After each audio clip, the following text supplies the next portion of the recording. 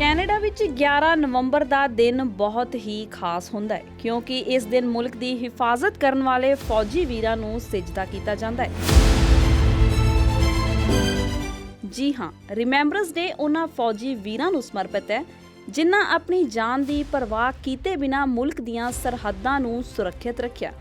ਅੱਜ ਤੁਹਾਨੂੰ ਇੱਕ ਅਜਿਹੀ ਸ਼ਖਸੀਅਤ ਨਾਲ ਮਿਲਾਉਣ ਜਾ ਰਹੇ ਹਾਂ ਜਿਨ੍ਹਾਂ ਨੇ ਸਿਰਫ ਫੌਜ ਵਿੱਚ ਹੀ ਨਹੀਂ ਬਲਕਿ ਆਪਣੀ ਜ਼ਿੰਦਗੀ ਦੀਆਂ ਮੁਸ਼ਕਲਾਂ ਨਾਲ ਵੀ ਜੰਗਾਂ ਲੜਦਿਆਂ ਜਿੱਤਾਂ ਪ੍ਰਾਪਤ ਕੀਤੀਆਂ ਨੇ। ਵਿਸ਼ਵ ਯੁੱਧ ਤੋਂ ਇਲਾਵਾ ਭਾਰਤ ਵੱਲੋਂ ਹੋਰ ਵੱਡੀਆਂ ਜੰਗਾਂ ਵਿੱਚ ਭਾਗ ਲੈਣ ਵਾਲੇ ਜੋਗਿੰਦਰ ਸਿੰਘ ਢਿੱਲੋਂ 97 ਸਾਲ ਦੇ ਹੋ ਗਏ ਨੇ, ਪਰ ਉਹਨਾਂ ਵਿੱਚ ਅਜੇ ਵੀ ਨੌਜਵਾਨਾਂ ਵਾਲਾ ਜਜ਼ਬਾ ਤੇ ਜੋਸ਼ ਬਰਕਰਾਰ ਹੈ। ਪਰਿਵਾਰਿਕ ਹਾਲਾਤਾਂ ਨੂੰ ਬਿਹਤਰ ਬਣਾਉਣ ਲਈ ਉਹਨਾਂ ਨੇ ਜ਼ਿੰਦਗੀ ਵਿੱਚ ਫੌਜ, ਹਵਾਈ ਸੈਨਾ ਤੋਂ ਲੈ ਕੇ ਖੇਤੀ ਕਰਨ ਤੱਕ ਵੀ ਕਦੇ ਝਿਜਕ ਮਹਿਸੂਸ ਨਹੀਂ ਕੀਤੀ। ਸਮੇਂ ਦੀ ਲੋੜ ਅਨੁਸਾਰ ਉਹਨਾਂ ਨੂੰ ਜਦੋਂ ਵੀ ਜ਼ਿੰਦਗੀ ਦੇ ਨਵੇਂ ਮੋਰਚੇ ਤੇ ਜਾਣਾ ਪਿਆ ਤਾਂ ਉਹ ਇੱਕ ਫੌਜੀ ਵਾਂਗ ਹਮੇਸ਼ਾ ਹੀ ਤਿਆਰ ਰਹੇ। ਉਹਨਾਂ ਦਾ ਮੰਨਣਾ ਹੈ ਕਿ ਸੰਘਰਸ਼ ਵਿੱਚੋਂ ਇੱਕ ਵਧੀਆ ਜ਼ਿੰਦਗੀ ਦੀ ਸਿਰਜਣਾ ਹੁੰਦੀ ਹੈ ਅਤੇ ਨੌਜਵਾਨ ਪੀੜ੍ਹੀ ਨੂੰ ਨਸ਼ਿਆਂ ਤੋਂ ਦੂਰ ਰਹਿ ਕੇ ਸਹੀ ਰਸਤੇ ਤੇ ਚੱਲਦਿਆਂ ਸੰਘਰਸ਼ ਕਰਨਾ ਚਾਹੀਦਾ ਹੈ ਕਿਉਂਕਿ ਜੇ ਨੀਅਤ ਤੇ ਇਰਾਦੇ ਠੀਕ ਹੋਣ ਤਾਂ ਮੰਜ਼ਿਲ ਕਦਮ ਜ਼ਰੂਰ ਚੁੰਮਦੀ ਹੈ। ਪਰ ਅੱਜ ਵੀ ਉਹਨਾਂ ਦੇ ਮਨ ਵਿੱਚ ਇੱਕ ਰੈਂਕ, ਇੱਕ ਪੈਨਸ਼ਨ ਦੀ ਮੰਗ ਦਾ ਦਰਦ ਬਰਕਰਾਰ ਹੈ ਅਤੇ ਆਸ ਹੈ ਕਿ ਉਹਨਾਂ ਦੇ ਜਿਉਂਦੇ ਜੀ ਭਾਰਤ ਸਰਕਾਰ ਇਹ ਮੰਗ ਮੰਨ ਲਵੇਗੀ। ਉਮੀਦ ਹੈ ਕਿ ਸਰਦਾਰ ਜੋਗਿੰਦਰ ਸਿੰਘ ਢਿੱਲੋਂ ਦੀ ਜ਼ਿੰਦਗੀ ਦੇ ਸੰਘਰਸ਼ ਦੀਆਂ ਬਾਤਾਂ ਪਾਉਂਦੀ ਇਹ ਮੁਲਾਕਾਤ ਅੱਜ ਦੇ ਨੌਜਵਾਨਾਂ ਲਈ ਸੇਧ ਸਾਬਿਤ ਹੋਵੇਗੀ।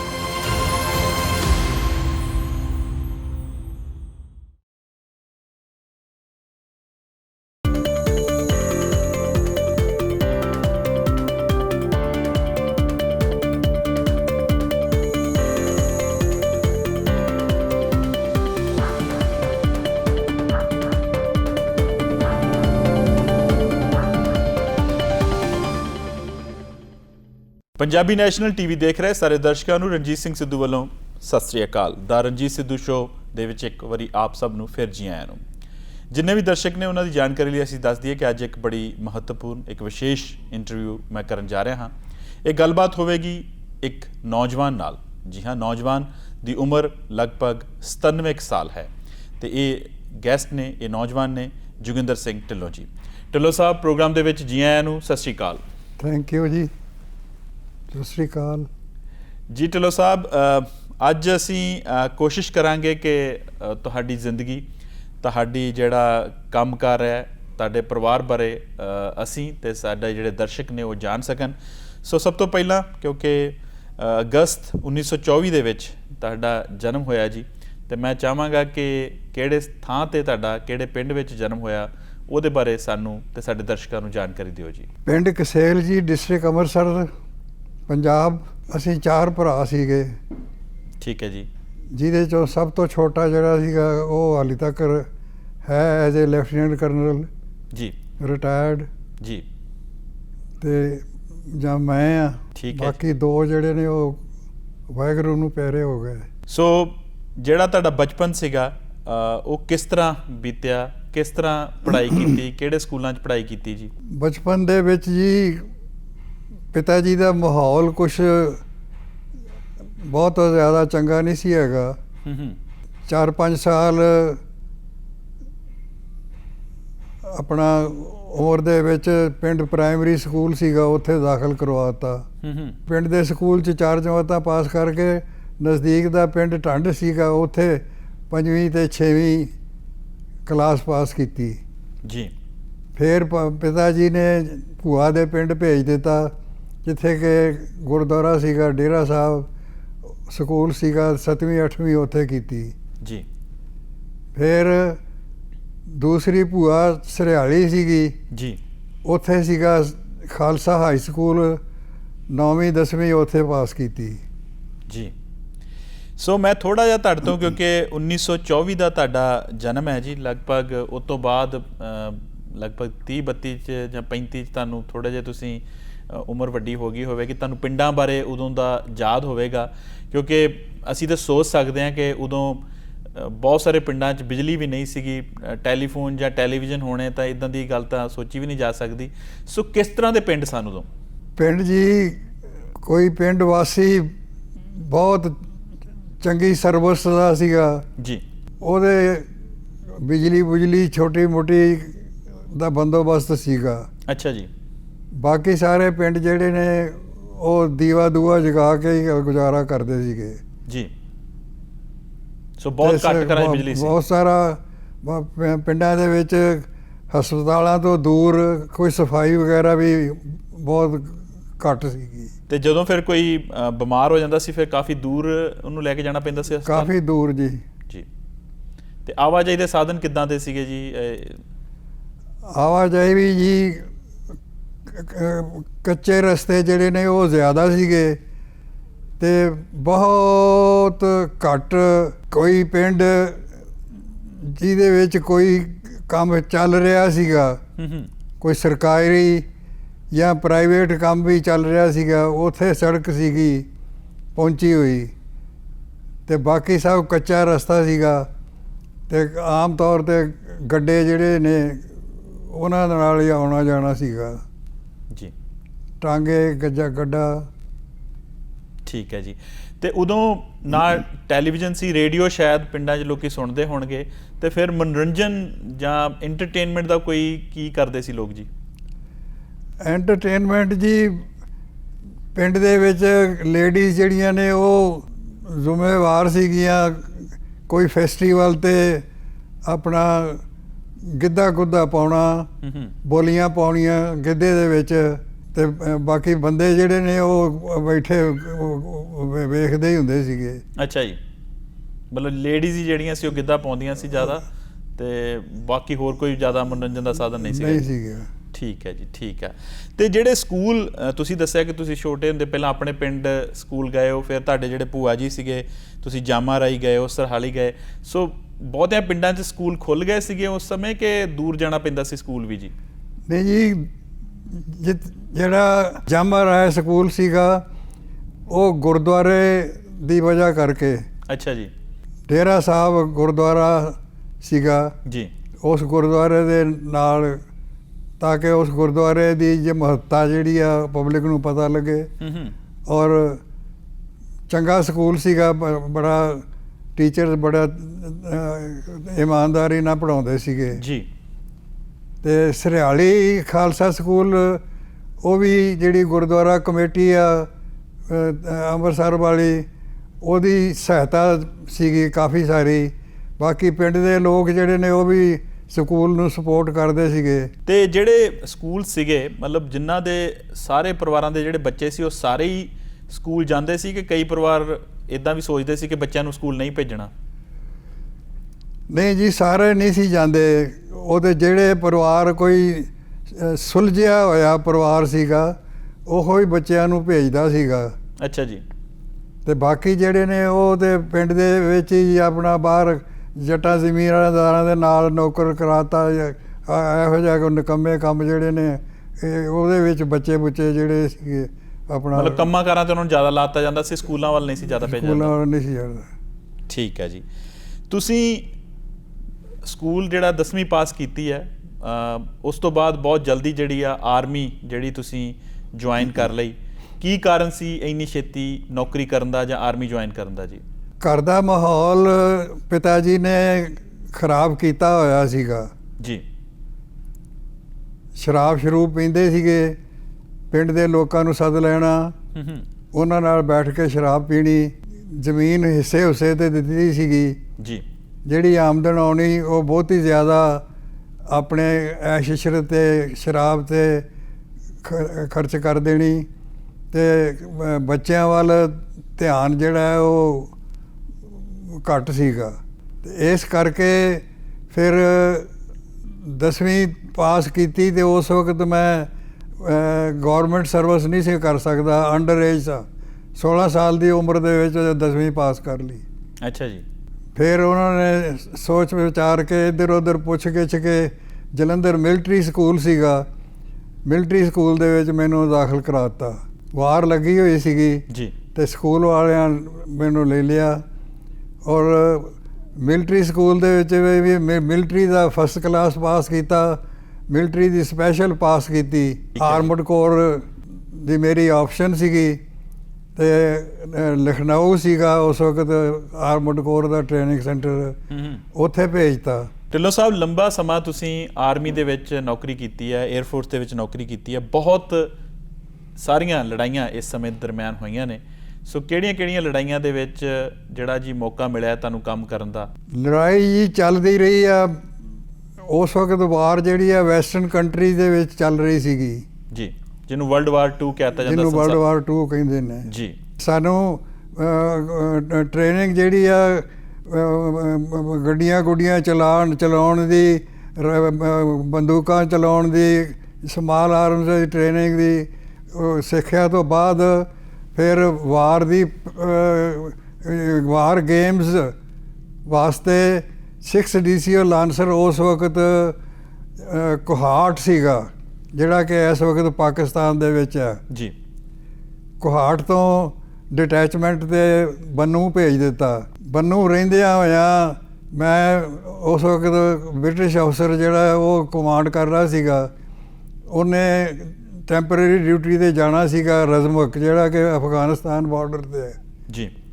ਅਤੇ ਉਹਨੂੰ ਅਸਕਾਟ ਕਰਕੇ ਰਜ਼ਮੁਖ ਲੈ ਕੇ ਗਏ।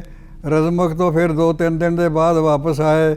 ਫਿਰ ਬੰਨੂ ਤੋਂ ਰਹਿੰਦਿਆਂ ਹੋਇਆਂ ਫਿਰ ਵਾਰ ਦੀ ਪ੍ਰੈਪਰੇਸ਼ਨ ਸ਼ੁਰੂ ਹੋਈ। ਵਾਰ ਗੇਮਸ ਜਿਹੜੀਆਂ ਨੇ ਉਹ ਖੇਡਣ ਲੱਗ ਗਏ। ਔਰ ਇਸ ਦੌਰਾਨ ਹਾਲੀ ਉਹ ਵਾਰ ਗੇਮਸ ਚੱਲ ਰਹੀਆਂ ਸੀਗੀਆਂ ਅਤੇ ਜਰਮਨੀ ਜਿਹੜਾ ਸੀਗਾ ਉਹ ਹਾਰ ਗਿਆ। ਯੂਰਪ ਦੇ ਵਿੱਚ ਜਰਮਨੀ ਨੇ ਹਥਿਆਰ ਸੁੱਟ ਦਿੱਤੇ। ਵੈਸਟਰਨ ਕੰਟਰੀ ਦੇ ਵਿੱਚ ਵਾਰ ਖਤਮ ਹੋ ਗਈ। ਔਰ ਵਾਰ ਖਤਮ ਜਰਮਨੀ ਦਾ ਵੈਸਟਰਨ ਕੰਟਰੀਜ਼ ਦੀ ਵਾਰ ਖਤਮ ਹੋਣ ਤੋਂ ਬਾਅਦ ਫਿਰ ਜਿਹੜਾ ਜ਼ੋਰ ਸੀਗਾ ਉਹ ਏਸ਼ੀਆ ਵੱਲ, ਧਿਆਨ ਏਸ਼ੀਆ ਵੱਲ ਸ਼ਿਫਟ ਹੋ ਗਿਆ ਜੀ। ਏਸ਼ੀਆ ਦੇ ਵਿੱਚ ਜਾਪਾਨ ਜਿਹੜਾ ਹੈ ਉਹ ਉਸ ਵਕਤ ਅੱਗੇ ਸੀਗਾ। ਇੱਧਰ ਤਿਆਰੀ ਹੋ ਰਹੀ ਸੀ ਅਤੇ ਜਾਪਾਨ ਨੇ ਅਚਾਨਕ ਅਮਰੀਕਾ ਦੀ ਪਰਲ ਹਾਰਬਰ 'ਤੇ ਅਟੈਕ ਕਰਕੇ 60% ਦੀ ਅਮਰੀਕਨ ਨੇਵੀ ਜਿਹੜੀ ਸੀ ਉਹ ਡੋਬ ਦਿੱਤੀ ਜੀ, ਜਿਹੜੀ ਕਿ ਅਮਰੀਕਾ ਨੂੰ ਉਸ 'ਤੇ ਬਹੁਤ ਗੁੱਸਾ ਆਇਆ। ਔਰ ਉਹਨਾਂ ਨੇ ਐਟਮ ਬੰਬ ਜਿਹੜਾ ਬਣਿਆ ਹੋਇਆ ਸੀਗਾ, ਅਲਾਸਕਾ ਦੀ ਏਅਰਪੋਰਟ ਤੋਂ 2 ਏਅਰਕ੍ਰਾਫਟ ਜਿਹੜੇ ਸੀਗੇ ਇੱਕ ਬੰਬ ਲੈ ਕੇ ਅਤੇ ਉਹ ਉੱਡੇ। ਉਹਨਾਂ ਪਹਿਲਾ ਬੰਬ ਜਿਹੜਾ ਸੀਗਾ ਹੀਰੋਸ਼ੀਮਾ 'ਤੇ ਮਾਰਿਆ, ਜਿਹਨੇ ਕਿ ਜਾਪਾਨ ਦਾ 5 ਲੱਖ ਬੰਦਾ ਮਾਰਤਾ। ਦੂਸਰਾ ਬੰਬ ਜਿਹੜਾ ਸੀਗਾ, ਦੂਸਰੇ ਏਅਰਕ੍ਰਾਫਟ ਨੇ ਨਾਗਾਸਾਕੀ 'ਤੇ ਬੰਬ ਸੁੱਟਿਆ, ਉਹਨੇ ਵੀ ਬਹੁਤ ਕਾਫੀ ਨੁਕਸਾਨ ਕੀਤਾ। ਔਰ ਜਾਪਾਨ ਡਰਦਾ ਮਾਰਾ ਮੁੜ ਕੇ ਜਾਪਾਨ ਦੇ ਬਾਦਸ਼ਾਹ ਨੇ ਜਾ ਕੇ ਜਨਰਲ ਮਕਾਰਥਰ ਦੇ ਸਾਹਮਣੇ ਹਥਿਆਰ ਸੁੱਟ ਦਿੱਤੇ ਅਤੇ ਵਾਰ ਖਤਮ ਹੋ ਗਈ ਜੀ। ਸੋ ਬੜਾ ਖਤਰਨਾਕ ਦੌਰ ਸੀਗਾ ਜੀ, ਬੜਾ ਦੁਨੀਆ ਦੇ ਵਿੱਚ ਡਰ ਦਾ ਮਾਹੌਲ ਹੋਏਗਾ ਉਸ ਸਮੇਂ। ਬਿਲਕੁਲ ਬਹੁਤ ਡਰਦਾ ਹੋਇਆ ਮਾਹੌਲ ਸੀ ਜੀ।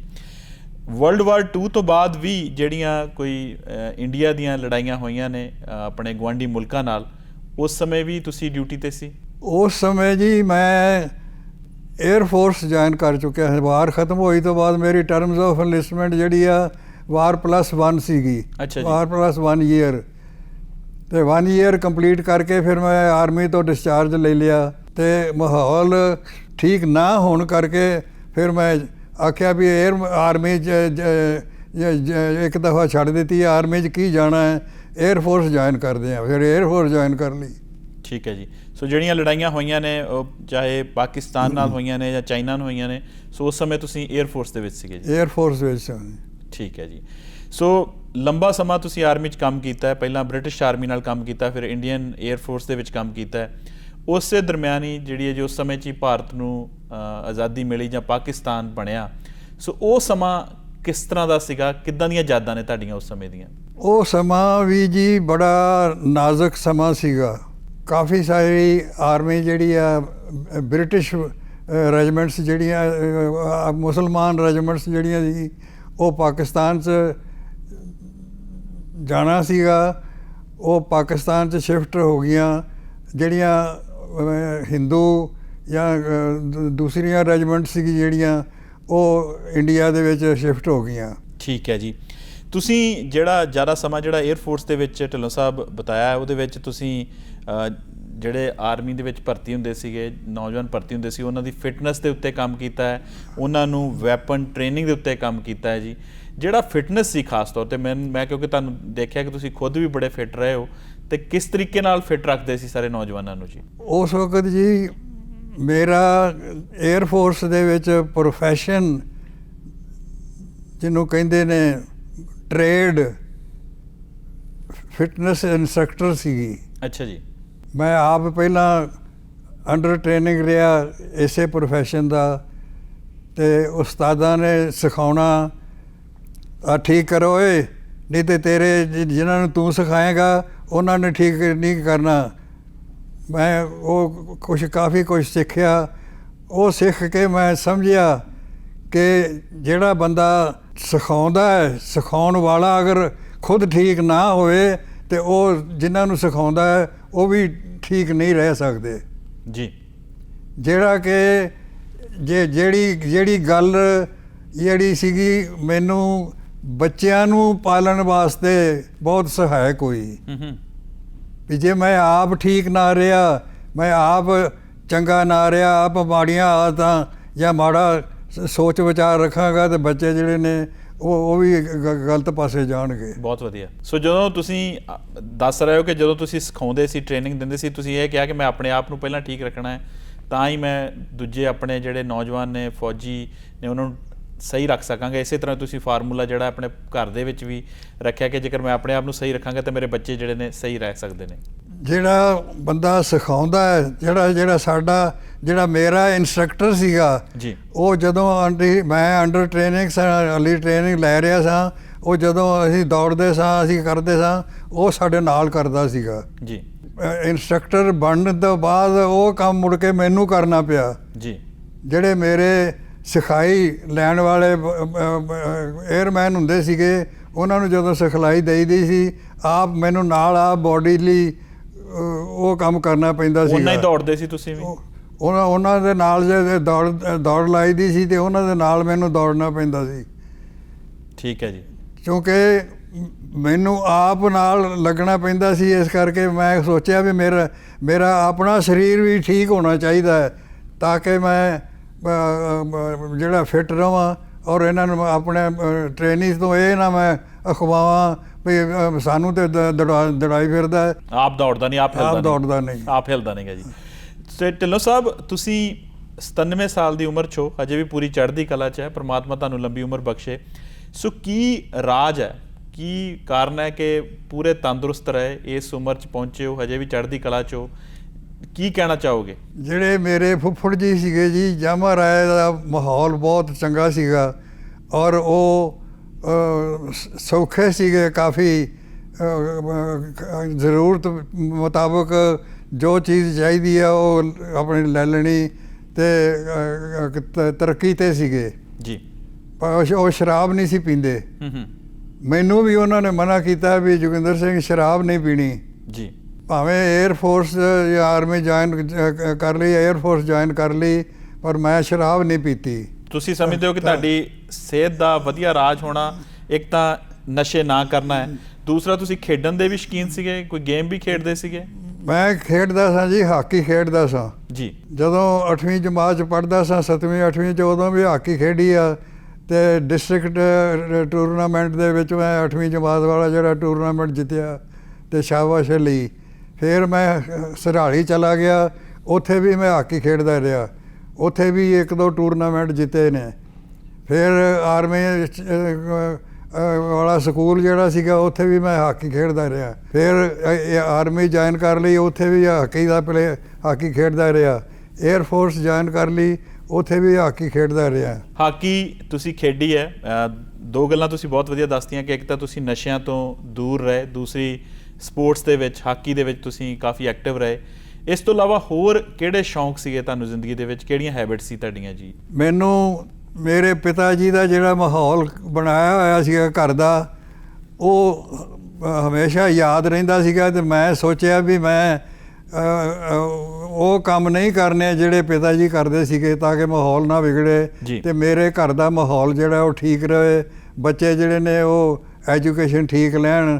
ਆਪਣਾ ਜਦੋਂ ਵਿਹਲੇ ਹੋਣਾ, ਉਦੋਂ ਬੱਚਿਆਂ ਨੂੰ ਬਿਠਾ ਕੇ ਤੇ ਬੱਚਿਆਂ ਨੂੰ ਪੜ੍ਹਾਉਣਾ, ਬੱਚਿਆਂ ਨੂੰ ਹੋਮਵਰਕ ਕਰਾਉਣਾ। ਜਿਹੜਾ ਬੱਚਾ ਚੰਗਾ ਪੜ੍ਹਦਾ ਸੀ ਉਹਨੂੰ ਸ਼ਾਬਾਸ਼ ਦੇਣੀ, ਦੂਸਰੇ ਨੂੰ ਕਹਿਣਾ ਕਿ ਬਈ ਤਕੜਾ ਹੋ, ਆਪਣਾ ਚੰਗੀ ਤਰ੍ਹਾਂ ਖਿਆਲ ਨਾਲ ਪੜ੍ਹ। ਮੈਨੂੰ ਤੁਹਾਡੇ ਪਰਿਵਾਰ ਨਾਲ ਮੈਂ ਗੱਲ ਕਰ ਰਿਹਾ ਸੀ, ਮੈਨੂੰ ਪਤਾ ਲੱਗਾ ਕਿ ਤੁਸੀਂ ਖੁਦ ਵੀ ਜਿੱਥੇ ਬੱਚਿਆਂ ਨੂੰ ਹੋਮਵਰਕ ਕਰਾਉਂਦੇ ਸੀ, ਪੜ੍ਹਾਉਂਦੇ ਸੀ, ਤੁਸੀਂ ਖੁਦ ਵੀ ਬੜਾ ਪੜ੍ਹਨ ਦੇ ਸ਼ੌਕੀਨ ਸੀਗੇ। ਅਖਬਾਰਾਂ ਮੈਗਜ਼ੀਨ ਤੁਸੀਂ ਖੁਦ ਵੀ ਬਹੁਤ ਪੜ੍ਹਦੇ ਰਹੇ ਹੋ ਜੀ? ਪੜ੍ਹਦਾ ਰਿਹਾ ਜੀ, ਪੜ੍ਹਦਾ ਰਿਹਾ। ਉਹ ਜਦੋਂ 10ਵੀਂ ਜਮਾਤ ਪਾਸ ਕੀਤੀ ਸੀਗੀ ਉਸ ਵਕਤ ਵੀ ਵਾਰ ਲੱਗੀ ਹੋਈ ਸੀਗੀ ਅਤੇ ਸਕੂਲ ਦੇ ਵਿੱਚ ਜਿਹੜੀ ਅਖਬਾਰ ਵਗੈਰਾ ਆਉਂਦੀ ਸੀਗੀ ਉਹ ਪੜ੍ਹੀ ਦੀ ਸੀਗੀ। ਹੋਰ ਕੋਈ ਗਲਤ ਪਾਸੇ ਕੋਈ ਗਲਤ ਹੈਬਿਟ ਡਿਵੈਲਪ ਨਹੀਂ ਕੀਤੀ ਤਾਂ ਕਿ ਮੇਰੀ ਜਿਹੜੀ ਲਾਈਫ ਆ ਉਹ ਸਾਫ਼ ਸੁਥਰੀ ਰਹੇ ਔਰ ਮੈਂ ਚੰਗੇ ਮਾਹੌਲ ਦੇ ਵਿੱਚ ਆਪਣੇ ਬੱਚੇ ਜਿਹੜੇ ਨੇ ਉਹ ਪਾਲਾਂ। ਇੱਕ ਮੁੱਦਾ ਆਰਮੀ ਦੇ ਵਿੱਚ ਚੱਲਦਾ ਰਹਿੰਦਾ ਜੀ, 1 ਰੈਂਕ 1 ਪੈਨਸ਼ਨ ਦੀ ਮੰਗ ਨੂੰ ਲੈ ਕੇ। ਤੁਹਾਡੀ ਇਸ ਦੇ ਬਾਰੇ ਕੀ ਰਾਏ ਹੈ ਜਾਂ ਕੀ ਸਲਾਹ ਸਰਕਾਰ ਨੂੰ ਦੇਣਾ ਚਾਹੋਗੇ? ਇਹ ਬੜਾ ਜੀ ਮਤਲਬ ਦਿਲ ਨੂੰ ਚੁਭਣ ਵਾਲਾ ਆਈਡੀਆ ਹੈ ਕਿ ਇੱਕ ਰੈਂਕ ਕੈਪਟਨ ਜਿਹੜਾ 5 ਸਾਲ ਪਹਿਲਾਂ ਰਿਟਾਇਰ ਹੁੰਦਾ ਉਹਦੀ ਪੈਨਸ਼ਨ ਥੋੜ੍ਹੀ ਹੈ, ਜਿਹੜਾ 5 ਸਾਲ ਬਾਅਦ ਜੇ ਰਿਟਾਇਰ ਹੁੰਦਾ ਉਹਦੀ ਪੈਨਸ਼ਨ ਜ਼ਿਆਦਾ ਹੈ। ਹਾਲਾਂਕਿ ਉਹ ਵੀ ਕੈਪਟਨ ਆ, ਉਹ ਵੀ ਕੈਪਟਨ ਆ। ਰੈਂਕ ਇੱਕੋ ਹੋਏ ਅਤੇ ਪੈਨਸ਼ਨ ਜਿਹੜੀ ਆ ਉਹ ਇੱਕ ਹੋਣੀ ਚਾਹੀਦੀ ਹੈ ਤਾਂ ਕਿ ਦੋਵਾਂ ਦਾ ਗੁਜ਼ਾਰਾ ਜਿਹੜਾ ਦੋਵਾਂ ਦੇ ਬੱਚੇ ਜਿਹੜੇ ਨੇ ਬਰਾਬਰ ਦੋਵਾਂ ਦਾ ਗੁਜ਼ਾਰਾ ਜਿਹੜਾ ਉਹ ਠੀਕ ਰਹੇ।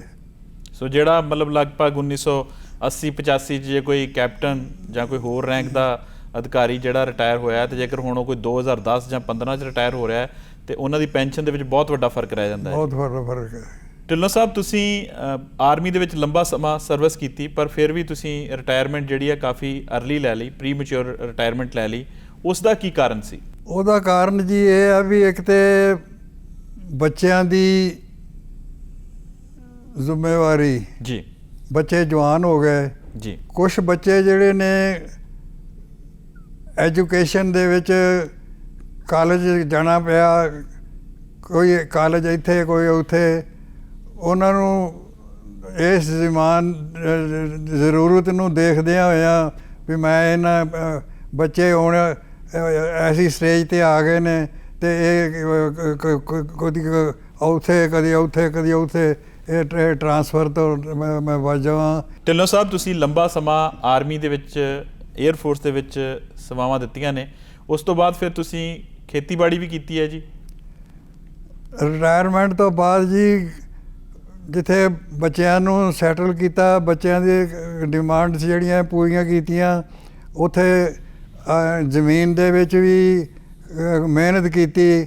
ਆਪ ਮੈਂ ਮਿੱਟੀ ਪੁੱਟਦਾ ਰਿਹਾ, ਆਪਣਾ ਕਾਰਵਾਈ ਕੀਤੀ ਅਤੇ ਜ਼ਮੀਨ ਜਿਹੜੀ ਸੀ ਉਪਜਾਊ ਕੀਤੀ, ਖੇਤੀ ਕੀਤੀ ਹੈ ਜੀ, ਕਰਦਾ ਰਿਹਾ। ਆਪਣੇ ਬੱਚਿਆਂ ਬਾਰੇ ਦੱਸਣਾ ਚਾਹੋਗੇ? ਬੱਚੇ ਚਾਰੇ ਜੀ ਵੈਲ ਐਜੂਕੇਟਡ।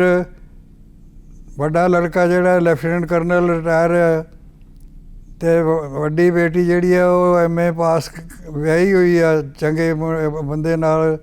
ਜਿਹੜੀ ਛੋਟੀ ਆ ਉਹ ਵੀ ਮੈਰਿਡ ਆ, ਉਹ BSc ਕੀਤੀ ਸੀਗੀ ਅਤੇ ਫਾਈਨੈਂਸ ਕੰਪਨੀ ਦਾ ਮਾਲਕ ਆ ਜਿਹੜਾ ਕੀਤੀ। ਜਿਹੜਾ ਸਭ ਤੋਂ ਛੋਟਾ ਸੀਗਾ MBA ਕੀਤੀ ਆ। MBA ਕਰਕੇ ਪਹਿਲਾਂ ਤਾਂ ਇੰਡੀਆ ਦੇ ਵਿੱਚ ਪੰਜਾਬ ਦੇ ਵਿੱਚ ਸਰਵਿਸ ਕੀਤੀ, ਫਿਰ ਉਹ ਛੱਡ ਕੇ ਅਤੇ ਹੁਣ ਉਹ ਕੈਨੇਡਾ ਦੇ ਵਿੱਚ ਸੈਟਲ ਆ ਅਤੇ ਉਸ ਦੀ ਵਜ੍ਹਾ ਕਰਕੇ, ਉਹਦੀ ਕਿਰਪਾ ਕਰਕੇ ਮੈਂ ਇੱਥੇ ਕੈਨੇਡਾ 'ਚ ਹਾਂ ਜੀ।